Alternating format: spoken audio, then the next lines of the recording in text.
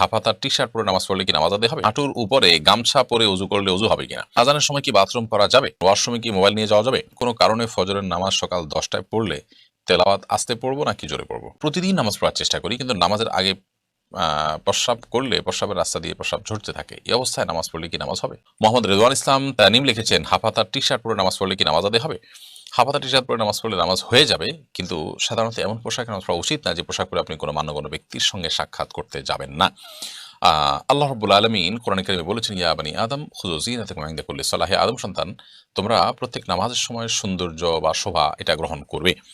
শহীদুল ইসলাম অমি আপনি লিখেছেন, টাকনুর নিচে প্যান্ট পরা বা ঢেকে রাখা নিষেধ, তাহলে মোজা পরলে তো টাকনু ঢেকে যায়, তখন কি করব?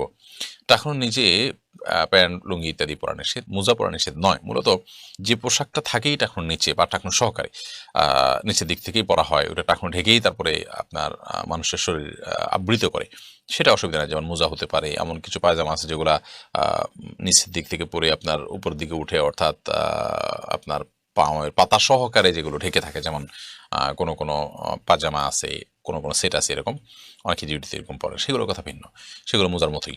বাট যেগুলোতে আসলে উপর দিক থেকে নিচে যায় এবং সেটা আপনার টাকনুর নিচে ঝুলে থাকে, সেগুলো কিন্তু নিষিদ্ধ। অতএব সেই হিসাবে লুঙ্গি, কাপড়, চাদর এগুলো সাধারণত হারাম। রাফিন আহমেদ লিখেছেন, আজানের সময় কি বাথরুম করা যাবে?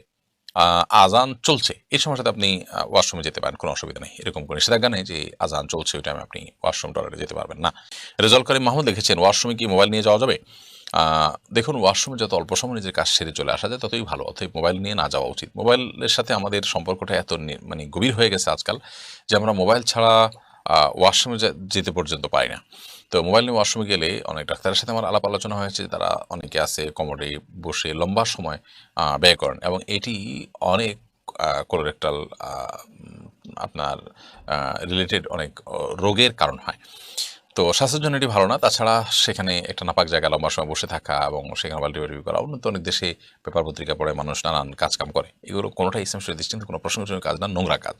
এটা যথাসময় এটা থেকে বিরত থাকা উচিত।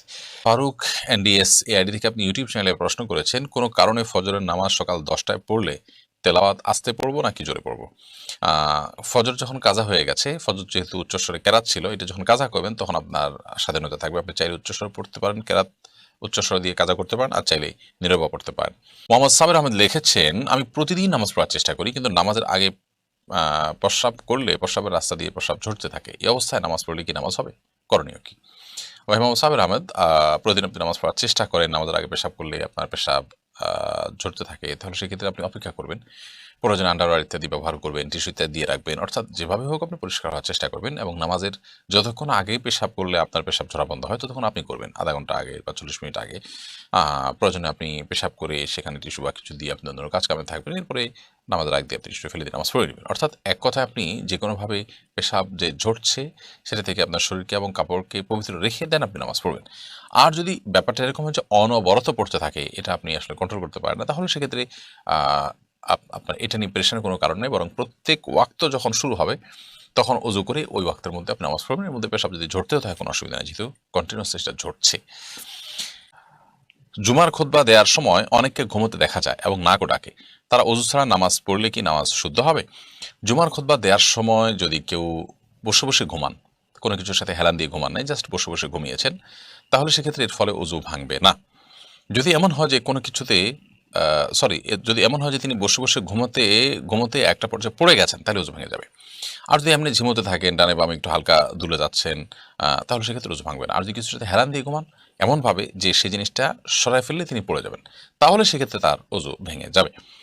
এমনি তারিকুল ইসলাম শহীদুল আপনি লিখেছেন, হাঁটুর উপরে গামছা পরে উজু করলে উজু হবে কিনা?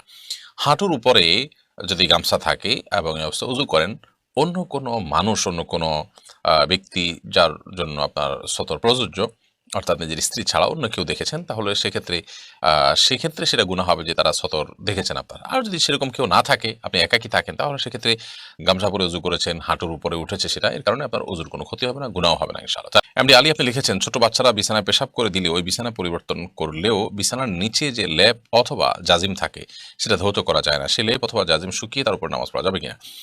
এটা যদি এমনভাবে আপনি শুকান, এমনভাবে পরিষ্কার করেন, আজকাল বিভিন্নভাবে পরিষ্কার করার অনেক উপায় আছে, যে এর আলামত ইত্যাদি থাকবে না, তাহলে সেক্ষেত্রে ইনশাআল্লাহ তার উপরে অন্য কাপড় বা অন্য বিছানা ইত্যাদি বিছিয়ে আপনি নামাজ পড়তে পারবেন। এছাড়া যে সমস্ত জিনিসপত্র, যে সমস্ত আসবাবপত্র সাধারণত ধোয়া, তারপর আপনার সেটাকে কি বলে শুকানো, নিংড়ানো, এই কাজগুলো করা যায় না নরমালি। সে সমস্ত আসবাবপত্র বা সে সমস্ত জিনিসপত্র, এগুলোর ক্ষেত্রে ইসলামী শরিয়ার যে সাধারণ দৃষ্টিকোণ সেটি হলো যে সেগুলোকে আমরা আপনার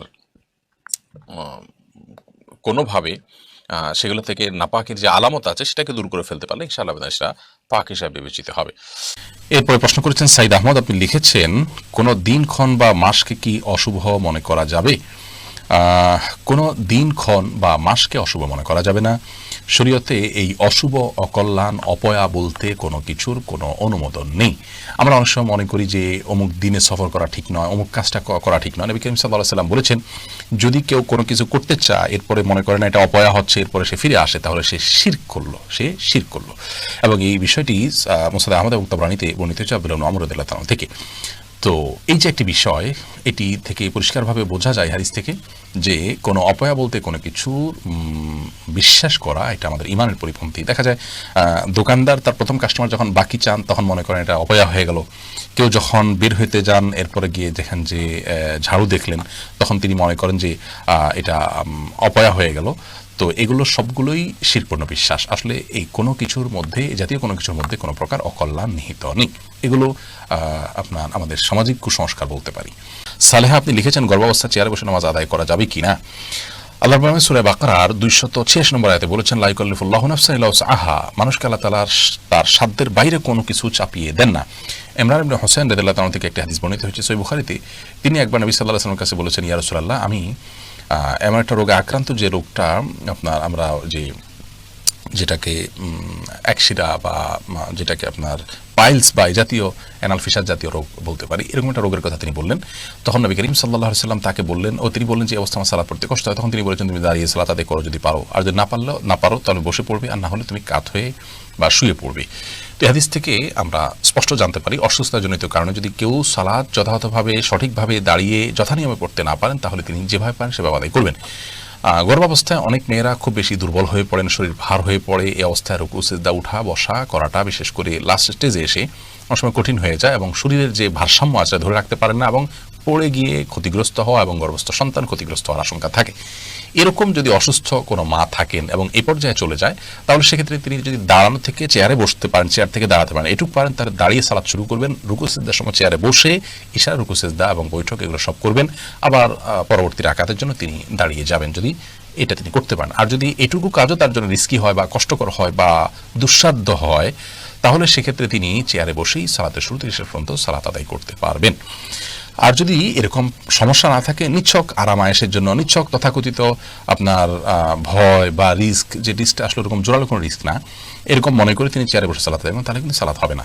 তার অবস্থাটা কতটা আপনার নিরুপায়ের অবস্থা সেটা আগে বের করতে হবে। যদি তিনি সত্যি নিরুপায় হন এবং রিস্কটা প্রবল থাকে উঠা বসা করে সালাত যথাযথভাবে করতে গেলে, তাহলে সেক্ষেত্রে অবশ্যই তার জন্য বসে সালাত আদায় করার সুযোগ আছে চেয়ারে।